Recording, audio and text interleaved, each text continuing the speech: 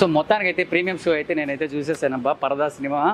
So ఈ movie review ఎలా ఉందో చెప్పేస్తాను. రీసెంట్గా చూసుకున్నట్లయితే రివ్యూలు నచ్చితేనే మా సినిమా చూడండి అని మన అనుపమ గారు అయితే ఒక ప్రమోషన్ వీడియోలో అయితే చెప్పిందనమాట. సో మొత్తానికి ఈరోజు రిలీజ్ అయిపోయింది ఈ చిత్రం.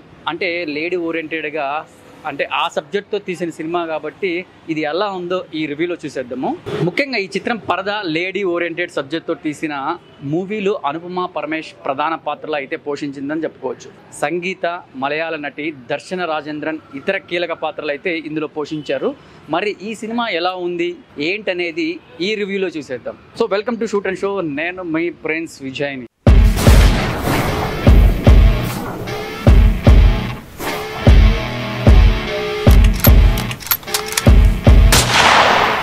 ఇక థియేటర్లో ఉన్న స్క్రీన్ పైన కథ విషయానికి వస్తే, పడతి అనే గ్రామంలో ఈడ్చుకొచ్చిన ప్రతి ఆడపిల్ల ముఖానికి పరదా కప్పుకొని తిరుగుతూ ఉంటుంది. పరదా అంటే మీకు తెలుసు కదా, ముసుగు.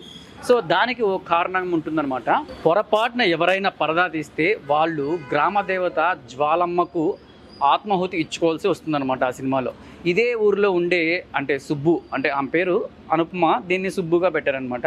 రాజేష్ అంటే రాగ్ మయూర్, వీళ్ళిద్దరూ ప్రేమలో ఉంటారు. వీళ్ళకి పెళ్లి చేయాలని పెద్దలు అయితే నిర్ణయిస్తారు. సరిగ్గా నిశ్చితార్థం రోజునైతే సుబ్బు ఫోటో కారణంగా ఈమె ఆత్మాహుతి చేసుకోవాలని చెప్పేసి ఊరి పెద్దలు నిర్ణయించుకుంటారు అనమాట. అంటే ఫోటో తీసేటప్పుడు ఖచ్చితంగా ముసుగు తీయాలి కదా. సో ఈ కారణంగా ఈ ముసుగు తీసిందా దీని అబ్బా అనుకొని ఈ ఆత్మాహుతి చేసుకోవాలని ఊరి పెద్దలు అయితే ఈమెను నిర్ణయించుకుంటారు. తన తప్పు లేదని చెబుతున్నా సరే మన వాళ్ళు వినరు అనమాట ఊరి పెద్దలు. సో దీంతో అనుకునే పరిస్థితుల మధ్య సుబ్బు తన ఊరి దాటి ధర్మస్థల అనే ఒక ప్లేస్కి వెళ్ళాల్సి వస్తుందన్నమాట. ఈమెకు తోడుగా రత్న అంటే మా మంది కదా, ఈ మధ్యనే లావైందిలే సంగీత.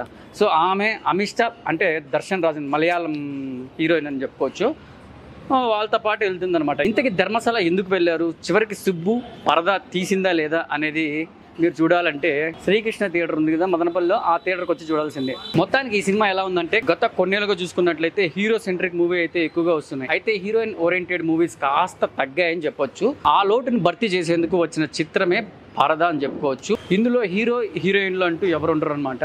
కథే మెయిన్ హీరో అని చెప్పుకోవచ్చు. ముఖ్యంగా చూసుకున్నట్లయితే పడతి గ్రామంలో జ్వాలమ్మ జాతరలో సినిమా అయితే మొదలవుతుంది. ఆ ఊరిలో ఈడొచ్చిన అమ్మాయిలు మహిళలు ఎందుకు పరదా కప్పుకోవాల్సి వచ్చేది అనేది మొదటి 10 నిమిషాల్లో అయితే తోలు బొమ్మలాట కథ అని ఒకటి చూపిస్తారనమాట. లోపల ఆ కథలో చెప్పేస్తారనమాట అసలు పరదా విషయం ఏంటనేది.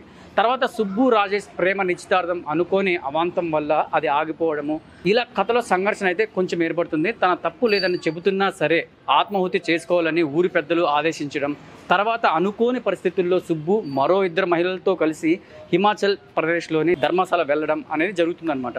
ఆ తర్వాత ఏమైంది, ప్రయాణంలో ఏమైనా తెలుసుకున్నారనేది తెలియాలంటే మళ్ళీ మీరు ఈ మూవీకి వచ్చి చూడాల్సిందే. ఒకప్పటితో పోలిస్తే అమ్మాయిల్లో చైతన్యం అయితే పెరిగిందని చెప్పుకోవచ్చు. మగాళ్లకు ఏ మాత్రం తీసిపోకుండా భిన్న రంగంలో రాణిస్తున్నారు మన మహిళలు. అయినా సరే కొన్ని ప్రాంతాల్లో మూఢనమ్మకాల పేర్లతో మహిళలను అయితే ఇబ్బంది పెడుతున్నారు. మీరు చూస్తూనే ఉంటారు కదా సోషల్ నెట్వర్క్లో, యూట్యూబ్స్లో, ఇన్స్టాగ్రామ్లో. సో ఆచారం సాంప్రదాయం అని చెప్పి బయట ప్రపంచాన్ని చూడనీయకుండా చేస్తున్నారు. ఇలాంటి ఓ ఊరి చెందిన అమ్మాయి తన ప్రాణాన్ని బలంగా పెట్టి మరి ఎలాంటి సాహసం చేసింది, మూఢనమ్మకాలపైన ఎలా పోరాడింది అనే కల్పిత కథతో తీసిన చిత్రమే పరదా అని చెప్పుకోవచ్చు. మొత్తానికైతే సినిమా ప్రారంభంలోనే జైంట్ వీల్ ఎక్కడానికి అంటే మన అనుపమ సుబ్బు గారు అయితే భలే భయపడుతుంది అనమాట. కానీ పరిస్థితుల కారణంగా ఎత్తైన ఎవరెస్ట్ వరకు వెళ్తుంది. తనలో భయాన్ని పోగొట్టుకుంటుంది. మూవీ అంతా సుబ్బు పాత్ర పరదా కప్పుకొనే ఉంటుంది అనమాట. అప్పటి వరకు తీయదనమాట లాస్ట్ వరకు. ఆమె పూర్తిగా పరదా తీసేసే సీన్లో అయితే అబ్బా ఉంటుంది. సీతాకోక చిలుక రెఫరెన్స్ నుంచి ఇంపాక్ట్ ఇచ్చిందనమాట. నాకైతే భలే నచ్చింది. సుబ్బుతో పాటు జర్నీ చేసే రత్న ఓ గృహిణి, అమిష్ట ఓ ఇంజనీర్ అనమాట.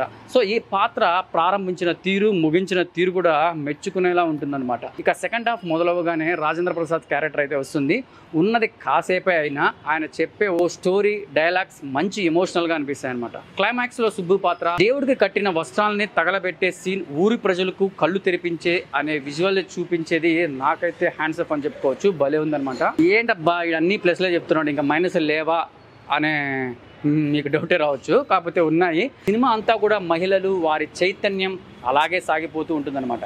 రెగ్యులర్ సినిమా అయితే ప్రేక్షకులకైతే నచ్చదనమాట. కానీ అమ్మాయిలు మాత్రం అయితే తప్పకుండా ఈ పరదా మూవీ చూడాలన్నమాట.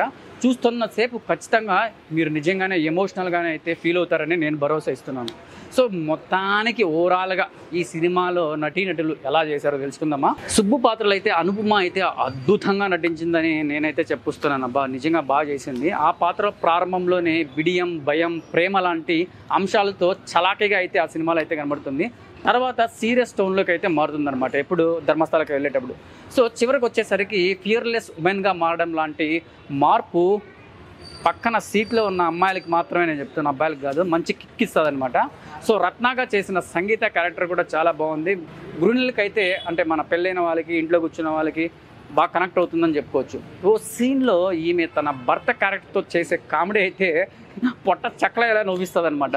పెళ్ళి పిల్లలు వద్దు అంటూ ఇండిపెండెంట్గా ఉండే మహిళ అంటే మన మలయాళం హీరోయిన్ ఉంది కదా, దర్శన్ రాజేందర్ చేసిన అమిష్ఠా క్యారెక్టర్ అయితే అందరికీ భలే కనెక్ట్ అవుతుంది. సో లీడ్ రోల్స్ చేసిన ఈ ముగ్గురు కూడా బాగానే చేశారని చెప్పుకోవచ్చు. రాగ్ మయూర్ అంటే బలగం, సుధాకర్ రెడ్డి ఇలా మిగిలిన వాళ్ళు కూడా తమ వంతు న్యాయం చేశారని చెప్పొచ్చు. ఇక టెక్నికల్ పరంగా చూసుకున్నట్లయితే టెక్నికల్ టీం కూడా సినిమా మరో స్థాయికి అయితే తీసుకెళ్ళిందని నేను చెప్తున్నాను అనమాట.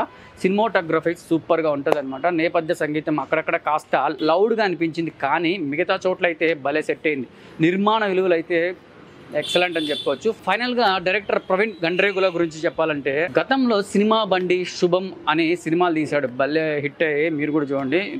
ఈ సినిమా చూసిన తర్వాత ఆ సినిమాలు కూడా ఒకసారి టచ్ చేయండి, భలే తీశాడు అనమాట. అవి మోస్తారుగా అనిపించిన అంటే మీకు మోస్తారుగా అనిపిస్తే నాకైతే బాగానే నచ్చాయి. కానీ ఈ మూవీతో తనలో చాలా విషయం ఉందని నిరూపించాడు మన డైరెక్టర్. ఫిమేల్ సెంట్రిక్ తరహా సినిమాలంటే ఇష్టం అంటే మాత్రము పరదా అయితే మిస్ అవ్వద్దండి, ముఖ్యంగా అమ్మాయిలు అయితే అస్సలు మిస్ అవ్వద్దండి. సో ఇలాంటి మూవీ రివ్యూస్ మరెన్నో మీకు కావాలంటే మన షూట్ అండ్ షోని సబ్స్క్రైబ్ చేయండి. మరిన్ని రివ్యూస్తో మళ్ళీ కలుద్దాం. This is prince Vijay, bye.